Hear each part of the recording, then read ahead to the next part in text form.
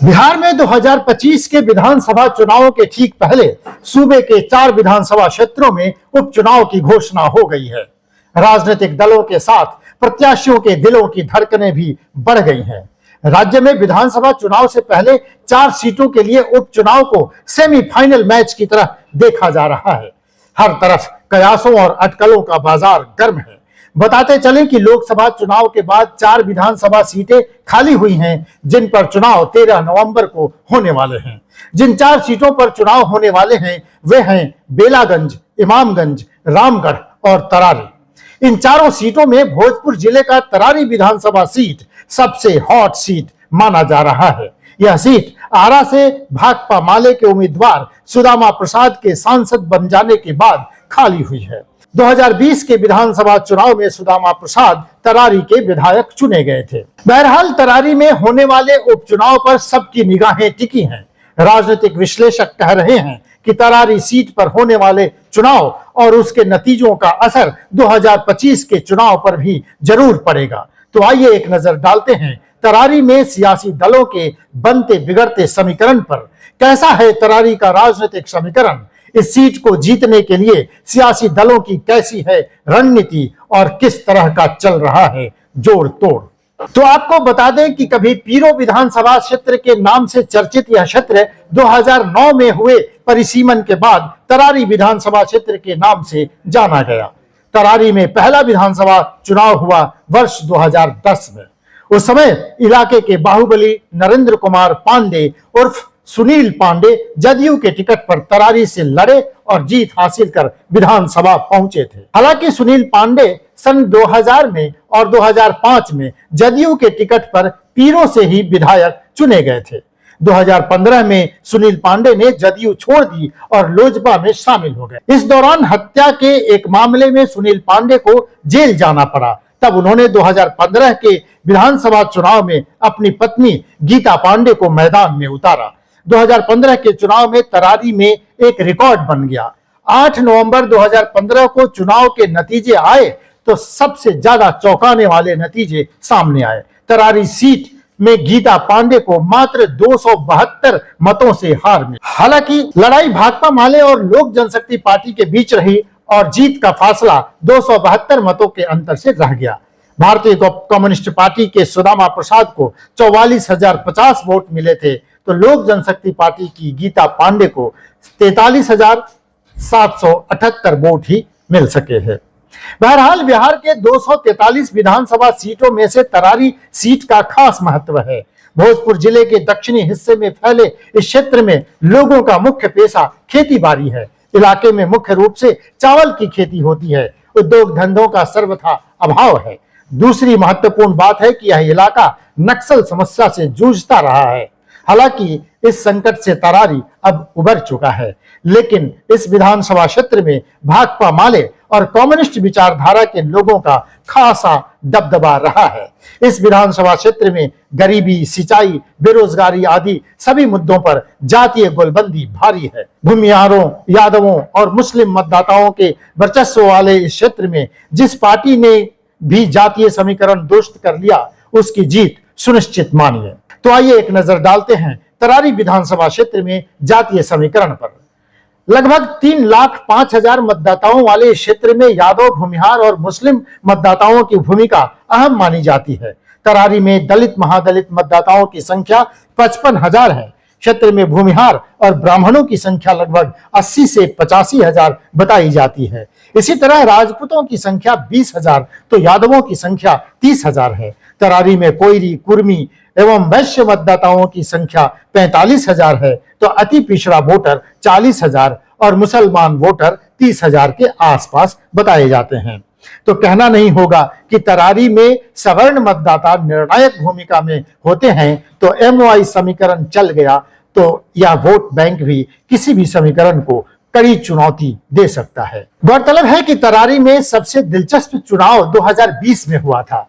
उस चुनाव में भोजपुर जिले की तरारी विधानसभा क्षेत्र से भाजपा ने विद्यार्थी परिषद के कार्यकर्ता रहे युवा नेता कौशल विद्यार्थी को मैदान में उतारा था। इस सीट पर महागठबंधन की ओर से भाकपा माले के सुदामा प्रसाद एक बार फिर मैदान में थे। उस समय तरारी से पूर्व विधायक सुनील पांडे निर्दलीय चुनाव लड़ने की घोषणा कर मैदान में कूद गए। सुनील पांडे के मैदान में आने से लड़ाई त्रिकोणीय हो गई। इसी बीच उपेंद्र कुशवाहा की पार्टी रालोसपा ने अपना उम्मीदवार मैदान में उतार दिया।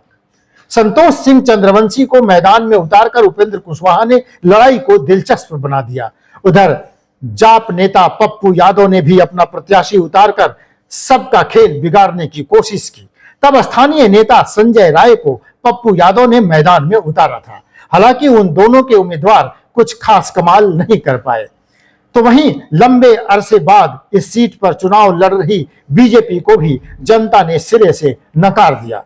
बीजेपी उम्मीदवार को महज 13,833 वोट मिले और वो तीसरे नंबर पर रह गए। लड़ाई माले के सुदामा प्रसाद और निर्दलीय सुनील पांडे के बीच हुई, जिसमें सुनील पांडे को 11,015 वोटों से शिकस्त झेलनी पड़ी। पहले नंबर पर रहे माले उम्मीदवार को 73,945 वोट मिले, जबकि सुनील पांडे को 62,930 वोट हासिल हुए।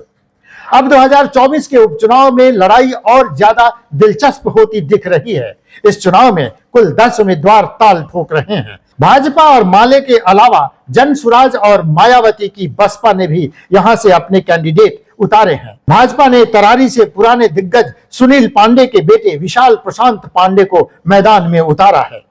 विशाल की मां यानी सुनील पांडे की पत्नी भी तरारी से भाग्य आजमा चुकी हैं। 2015 में तो बहुत कम वोटों से चुनाव हार गई थी। इस बार विशाल प्रशांत को जनता का कितना प्यार मिलता है, यह देखना दिलचस्प होगा। उधर भाकपा माले ने तरारी से राजू यादव को मैदान में उतारकर भाजपा के सामने कड़ी चुनौती खड़ी कर दी है। राजू यादव आरा से 2 बार सांसद का चुनाव लड़ चुके हैं। तेजस्वी यादव के करीबी माने जाते हैं। माले के भी कद्दावर नेता हैं, बड़े संगठनकर्ता माने जाते हैं और युवा मतदाताओं में लोकप्रिय हैं।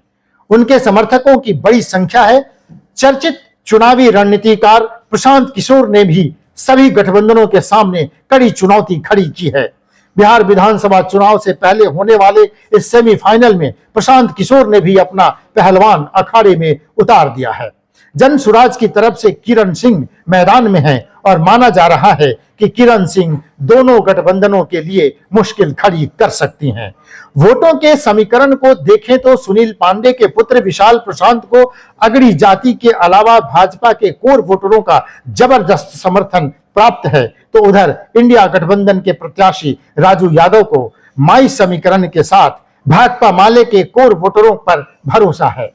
लेकिन यहाँ सबसे जरूरी बात यह है कि हाल में संपन्न हुए लोकसभा चुनाव में इस क्षेत्र के कुशवाहा मतदाताओं ने बीजेपी को पूरे शाहाबाद में नकार दिया था। उपेंद्र कुशवाहा के खिलाफ पवन सिंह के उतरने से जो नाराजगी लोकसभा में दिखी थी, अगर उसे बरकरार रखने में राजू यादव कामयाब रहे तो बीजेपी के लिए एक बार फिर मुश्किल खड़ी हो सकती है। लेकिन उपेंद्र कुशवाहा को राज्यसभा भेजकर नाराजगी को खत्म करने की भरपूर कोशिश बीजेपी ने की है। ऐसे में कह सकते हैं कि आगामी विधानसभा चुनाव से पहले या उपचुनाव कुशवाहा वोटरों के मिजाज को परखने में भी बड़ी भूमिका निभाने वाला है।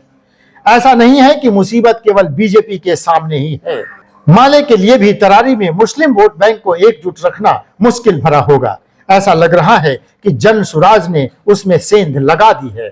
खासकर गांव के सुदूर इलाकों में प्रशांत किशोर की बातों का जोरदार असर देखने को मिल रहा है। हालांकि इन सब के बावजूद यहां टक्कर माले के राजू यादव और भाजपा के विशाल प्रशांत के बीच ही दिखाई दे रहा है। तो बड़े दिलचस्प मोड़ पर है तरारी विधानसभा उपचुनाव की कहानी। महज साल भर के लिए विधायक चुने जाने हैं, लेकिन सबने जीत के लिए एड़ी चोटी एक कर दी है। तरारी के बनते बिगड़ते समीकरण और जोड़ तोड़ की लड़ाई और दलों के भीतर चल रही हलचल पर हमारी नजर है। अपडेट सबसे पहले और सबसे सटीक तरीके से हम आप तक पहुंचा रहे हैं। तो जुड़े रहिए लाइव बिहार के साथ और देखते रहिए लाइव बिहार।